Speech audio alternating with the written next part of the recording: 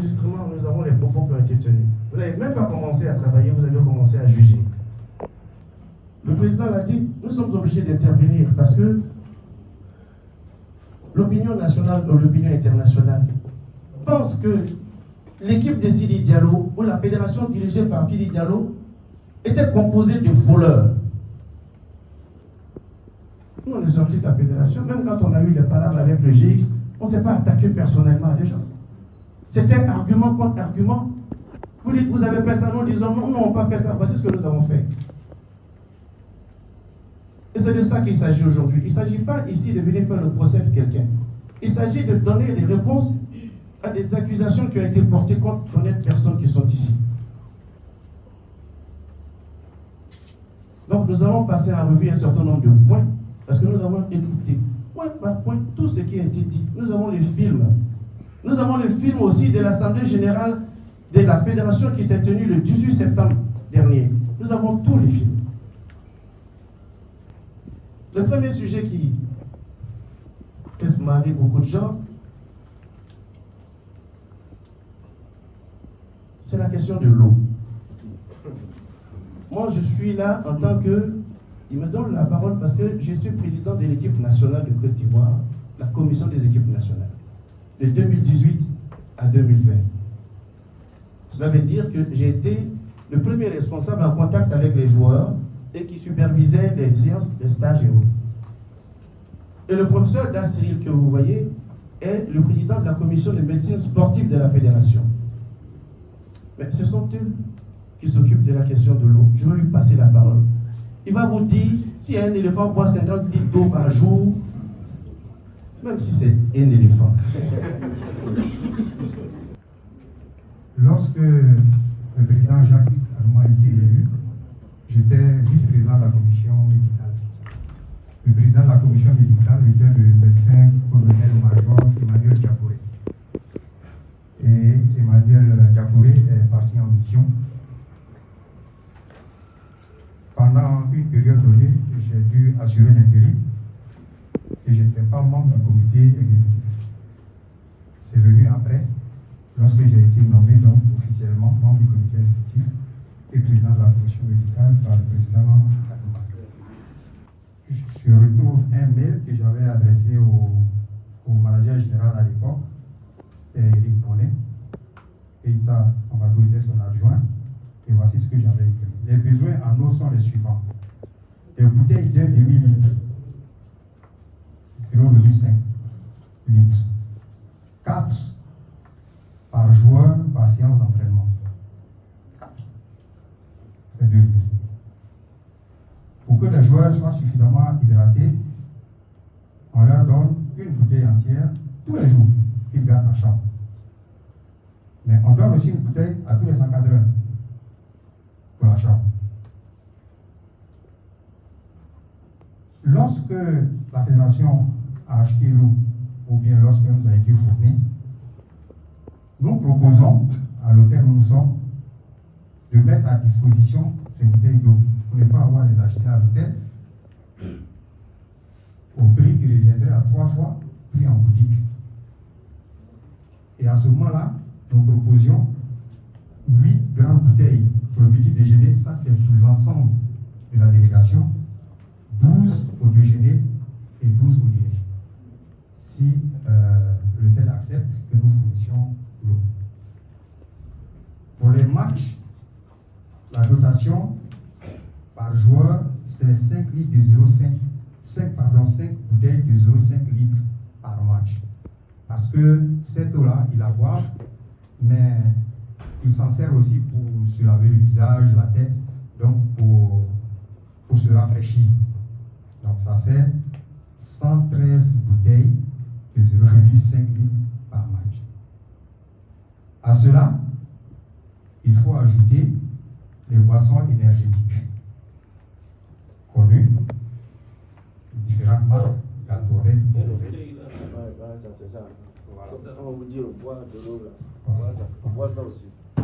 Là aussi, on a des exemples de format ici. Pour 80 bouteilles, on se trouve autour de 300 000 francs CFA. 80 bouteilles, pour répéter le montant, 300 000 francs CFA pour ce qu'on appelle boisson énergisante. Gatorade, Powerade, voilà. Qu'on achète, qu'on met à l'hôtel et que les joueurs prennent pendant leur séjour, pendant 10 jours. Vous avez 24 heures et 100 bouteilles. Ça, une bouteille comme ça fait 1800 francs. Ça, j'ai acheté ce matin. On a le reçu ici, on peut vous donner aussi. 1800, ça. Maintenant, il peut arriver aussi, c'est exceptionnel, hein, mais il peut arriver que l'équipe visiteuse demande qu'on leur fournisse de l'eau. Très souvent. Très souvent. Et à ce moment-là, Et les arbitres internationaux. c'est ça. Et à ce moment-là, pour l'équipe, on fait jouer la règle de la réciprocité. Ils nous disent, quand vous viendrez chez nous, vous n'aurez pas acheté de l'eau, on va vous fournir la quantité que vous-même vous nous avez donnée lorsque nous sommes venus jouer à Abidjan. Dans beaucoup de domaines, ça s'est fait. Même aujourd'hui, les tests Covid, certaines équipes, quand elles arrivent ici, demandent que l'équipe qui les reçoit paye les 25 000 francs. Et puis ensuite, lorsque le match retour se joue, elle rembourse les équipes ivoiriennes. Et une note, depuis 2008, parce qu'on vous a dit qu'il n'y avait pas de documents, qu'il n'y avait rien, et qu'on achetait n'importe comment, on allait prendre chacun se lève et puis il va acheter ce qu'il veut et on fonctionne en équipe nationale.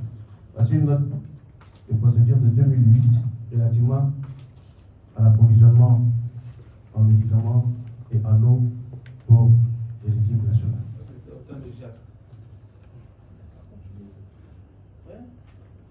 Autre chose, quand vous prenez le budget qui est là, d'abord il faut que je vous explique la procédure avant qu'on rentre dans les détails. L'équipe nationale de Côte d'Ivoire est financée par l'État de Côte d'Ivoire en totalité. Et l'État de Côte d'Ivoire est représenté par le ministère des Sports via l'Office national des sports. L'Office national des sports travaille en relation étroite avec la Fédération ivoirienne de football pour arrêter le budget chaque fois qu'il y a un match international, chaque fois qu'il y a une phase finale de compétition. Le budget est initié par la fédération, le département des compétitions. C'est ce document-là que vous voyez. C'est ça. C'est l'annexe financière qui part de la fédération. Quand la fédération valide en son sein ce budget, elle soumet ce budget à l'ONS, à l'Office national des sports. Il y a ensuite une séance d'arbitrage, au cours de laquelle et la fédération et l'Office national des sports se mettent d'accord sur les dépenses à engager pour les matchs de l'équipe nationale ou pour la phase finale de la compétition. Lorsque cette séance est terminée, il appartient à l'Office national des sports de faire toutes les démarches administratives auprès des autorités administratives du pays et financières pour obtenir le OK, la validation de ce document. La FIF n'intervient plus. La FIF est seulement informée de ce que ce document a été validé. Alors, le process, c'est que ce document que vous voyez là, il passe au ministère des Sports, il va au ministère du Budget, au ministère des Finances, de l'Économie et des Finances. Il est signé au document final par le ministère des Affaires étrangères, parce que si le match est à l'étranger, naturellement, il y a le ministère des Affaires étrangères qui le parle. Et c'est à partir de ce moment-là que le document passe en Conseil des ministres. Le document passe en Conseil des ministres, il est présenté par le ministre des Sports. C'est pour ça qu'on appelle communication, c'est-à-dire que le budget est communiqué en Conseil des ministres. Et le gouvernement se prononce et le gouvernement valide ce document. Et c'est lorsque ce document-là est validé, c'est à ce moment-là que ce document est utilisé pour engager toutes les dépenses liées au regroupement et au match de l'équipe nationale. Mais qui paye les dépenses? Mais ce n'est pas la fédération. Il y a un agent comptable de l'Office national des sports qui se déplace avec l'équipe nationale de Côte d'Ivoire. Que ce soit à Abidjan, que ce soit à Abu Dhabi, ou que ce soit en Thaïlande ou en Chine, il y a toujours un agent comptable qui, lui, sur la base de ce document, se déplace avec l'équipe et engage et paye toutes les dépenses. Donc on ne peut pas dire qu'on fait le paiement aux gens sans papier. Mais tout ça, c'est là. Tout ça, c'est là. Signer des autorités. C'est-à-dire que nous, à la fédération, on ne sait pas ce qu'on fait. Bon, peut-être que nous, on ne sait pas ce qu'on fait. L'Office national des sports, on ne sait pas ce qu'elle fait. Ou les différents ministères qui ont pu passer ce document ne savent pas ce qu'ils font pour valider les montants qui sont sur ce document. Et que le gouvernement valide ce document sans savoir ce qu'il fait. Mais vous n'insultez pas notre intelligence, à tous. Là, quand vous regardez cette rubrique, vous regardez, vous allez trouver tous les frais qui sont ici. L'hébergement, le transport aérien, la mission exploratoire. Vous allez trouver les primes de victoire, les indemnités par jour, par joueur et par encadreur. Vous avez ce document-là. Vous voyez ça? C'est là. Les paiements sont faits sur cette base, sur la base de ce document. Mais avant d'arriver à tout cela, mais quand vous discutez des primes, vous discutez avec les joueurs d'abord. Vous vous mettez d'accord. Il est membre de l'équipe nationale. C'est quand nous sommes mis d'accord, les anciens internationaux sont là. Ben Salah est là, Issou Bamba est là, Issou Fofana, pardon. Merci Kwadjo. Mais c'est quand on a fini de discuter qu'on signe un PV. D'accord, entre les parties. Voici les primes. Les primes de victoire. Et en cas de match nul, voici ce qu'on vous paye. Mais ceux qui ont joué au football savent très bien que l'entraîneur a le double de la prime des joueurs. Et c'est ce qui est mentionné là. Mais quand tu n'as pas joué, c'est normal. Quand tu n'as pas dirigé une équipe de campement, tu ne sais pas. Mais nous-mêmes, dans nos clubs, on fait ça. Mais on dit on ne sait pas. Non, la règle établie dans le football, à travers, c'est ça. L'entraîneur a le double de la prime des joueurs. Et c'est même indiqué dans son contrat. Et c'est écrit dans son contrat. L'entraîneur, il a un contrat. Dans le contrat de l'entraîneur, c'est mentionné, il a le double de la prime des joueurs. Si vous payez 100 francs à un joueur, vous payez 200 francs à l'entraîneur. L'entraîneur adjoint a un contrat. Parce que vous ne pouvez pas imposer un adjoint à un entraîneur. Il vous impose cela. Si vous me prenez un vacataire, si demain ce type-là trouve un boulot quelque part, il me lâche. Donc j'ai besoin d'avoir mon homme de confiance. Donc mettez-le sous contrat. Donc on met l'entraîneur et son adjoint sous contrat. Et dans le contrat de l'adjoint, il est mentionné qu'il a la même prime que le joueur. Et tous les encadreurs que nous appelons encadreurs techniques ont la même prime que les joueurs. C'est-à-dire l'entraîneur adjoint, le préparateur physique, l'entraîneur des gardiens de but, l'entraîneur superviseur s'il y a lieu, et le technicien GPS. Tous ceux qui sont impliqués directement dans le résultat technique de l'équipe ont la même prime que le joueur. Il y a ce que vous avez. Tous les autres encadreurs qui sont en équipe nationale de Côte d'Ivoire, vous avez l'intendant, vous avez le médecin, vous avez les kinés, vous avez comment on appelle, le chargé de logistique. Toutes ces personnes qui sont inscrites sur cette liste GAS, toutes ces personnes ont la moitié de la prime des joueurs. C'est écrit ici. C'est ce qui est fait et c'est ce qui est mentionné dans nos procédures. On n'est pas allé chercher des choses comme ça. On ne transporte pas des valises pour venir avec des espèces pour payer ces primes. Tout ça, c'est écrit ici.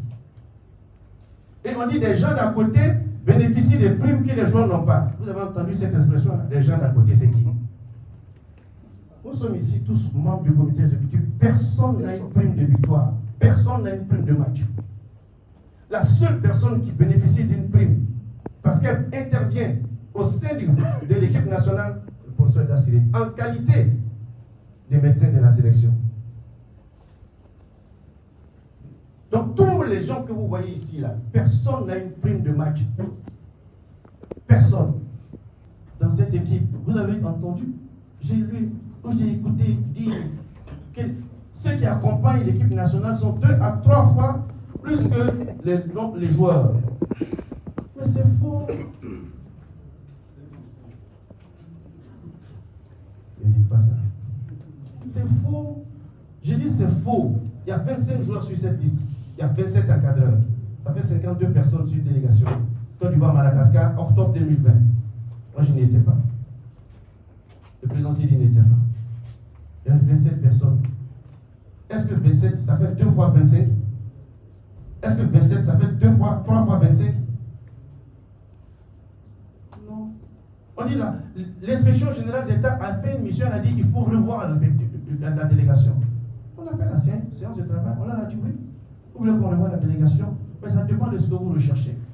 Si vous voulez avoir 10 personnes pour aller à l'équipe nationale, vous pouvez avoir 10 personnes. Mais l'équipe nationale de Côte d'Ivoire que nous traitons est une équipe doublement championne d'Afrique. Et avec des joueurs de qualité, il nous faut du personnel d'encadrement de qualité. Pour se masser 23 joueurs ou 25 joueurs, il faut au moins 4 guidés. Quand vous n'êtes même pas encore arrivé à l'hôtel, vous devez envoyer quelqu'un pour aller s'occuper de la logistique où l'équipe descend. Quand les joueurs arrivent, ils ne sont même pas dans le hall, ils arrivent, à peine ils arrivent, ils sont dans l'ascenseur, ils montent dans leur chambre. Mais c'est quelqu'un qui est arrivé 2 jours avant pour faire ça. Quand vous êtes en phase finale de compétition, un intendant ne peut plus gérer tous les équipements et les bouteilles d'eau, mais il vous faut 2 intendants, sinon ils dorment à 2 h du matin. Vous avez 2 kinés, vous avez 2 ostéopathes pour se masser les joueurs. Un seul joueur, vous pouvez prendre 1 heure de massage, alors que vous devez éteindre vos lumières à 23 h, extinction de lumière. Ça, c'est la règle de l'entraîneur, parce que les joueurs ont besoin de se reposer fort, n'est-ce pas? Merci à M. Jean-Marc Guillou de venir.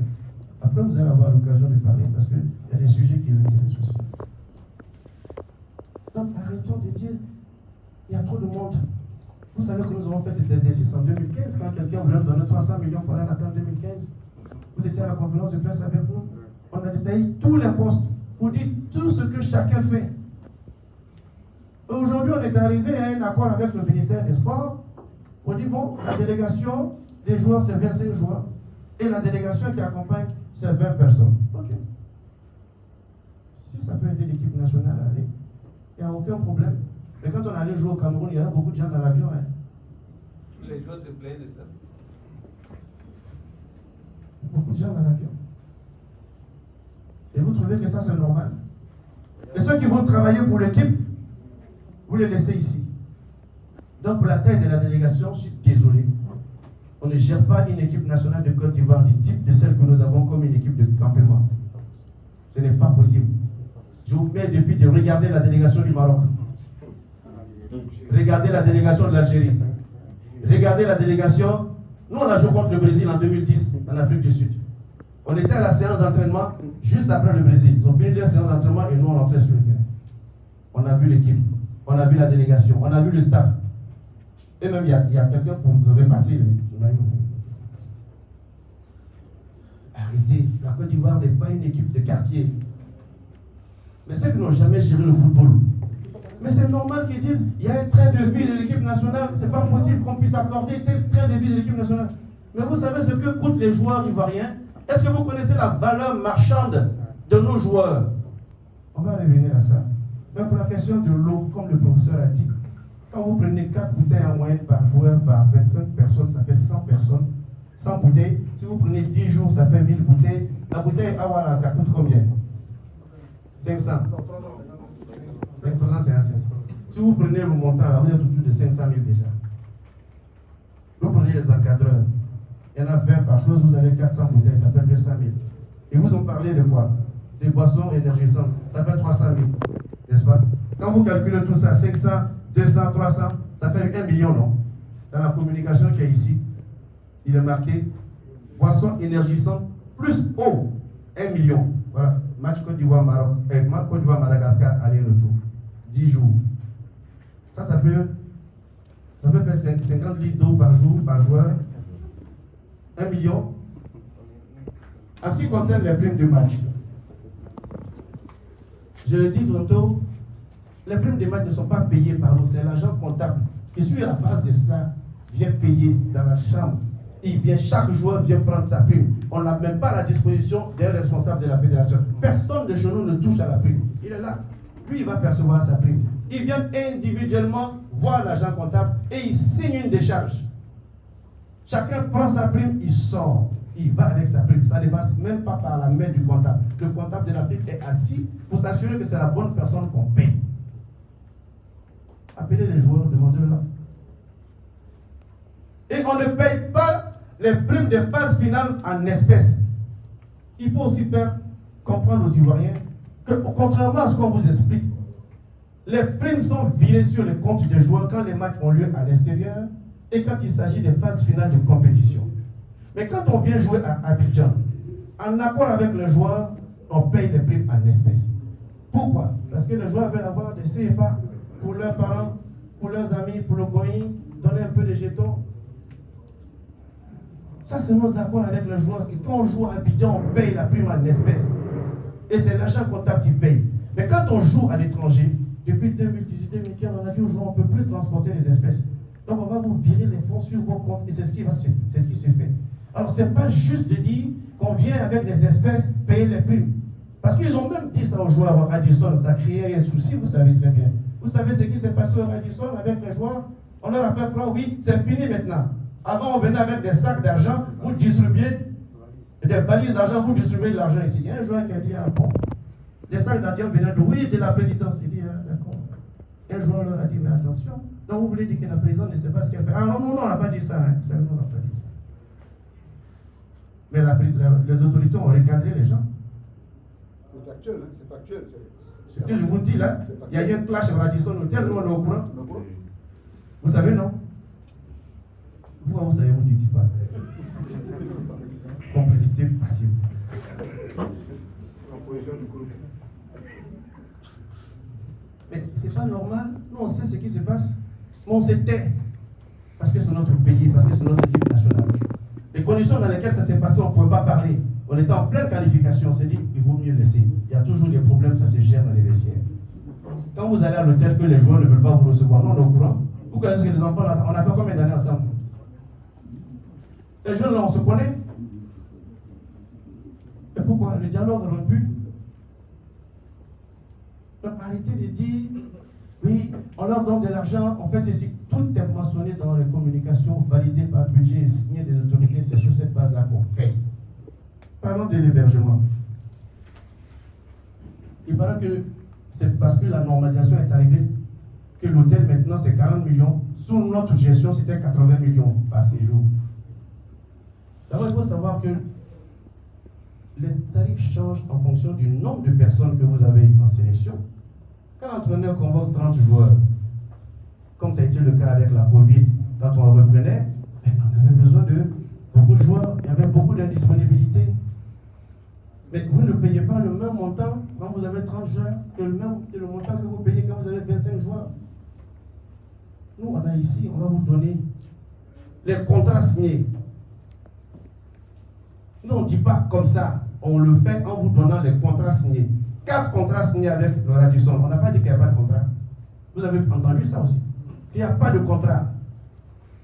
D'abord, comprenez que l'équipe nationale loge soit au Radisson, soit au Golf, soit à l'Hôtel d'Ivoire. On n'a pas besoin de faire un contrat sur 1 an avec le Radisson.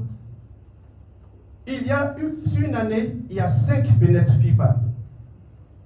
5 fenêtres. Et chaque fenêtre fait 10 jours. Les fenêtres FIFA, ce sont les dates où vous jouez les 2 matchs. Donc, chaque fenêtre FIFA, vous pouvez soit vous décider de vous préparer ici, soit décider de vous préparer en Europe et venir jouer, ou aller jouer dans un autre pays. Donc, vous n'avez pas besoin d'aller signer un contrat sur 1 an pour 50 jours maximum, tout en sachant que les 50 jours maximum, vous n'êtes même pas là sur 50 jours. Parce que vous jouez un match ici, et le match retour, vous allez le jouer à l'étranger. Sur une année, vous avez 5 dates. Mais vous ne jouez pas vos 5 dates ici.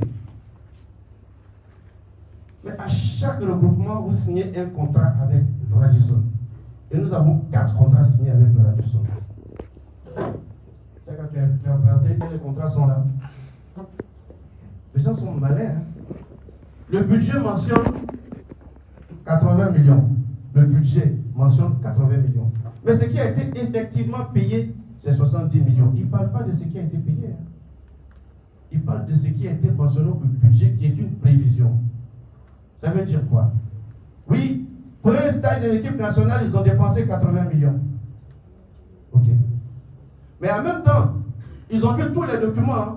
Ils oublient de dire qu'il y a un stage de l'équipe nationale qui a fait 45 millions.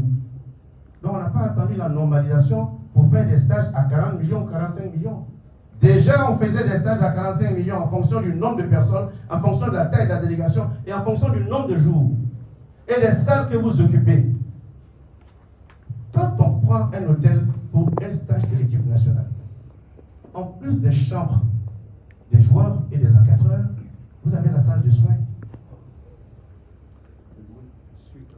On prend une suite en général pour la salle de soins. Vous avez la salle de rangement des équipements. Vous Vous avez la salle réservée sur 10 jours pour la restauration des joueurs. C'est-à-dire que si nous venons dans cet hôtel, on peut prendre deux pièces comme ça. Et c'est là où nous réservons cette salle sur la période de séjour des joueurs. Et vous louez cette salle et vous la payez. Et vous demandez, comme il a dit, des corbeilles, des collations. Si vous avez des fois même dans des hôtels, vous demandez une salle, ne serait-ce que pour faire la vidéo de l'équipe, vous payez la salle. Présentez les schémas tactiques et autres, vous payez la salle, vous louez. Ce n'est pas seulement les chambres à coucher. Souvent les cuisines aussi. Non, mais quand on n'a jamais dirigé une équipe, c'est vrai qu'on ne sache pas cela, mais on peut se renseigner. On peut demander, ceux qui sont les conseillers de la normalisation, occulte ou pas, mais vous savez comment ça se passe, donnez de bons conseils. Alors on fait croire qu'on est passé de 80 millions à 40 millions, c'est faux. Nous on a des factures ici, 45 millions.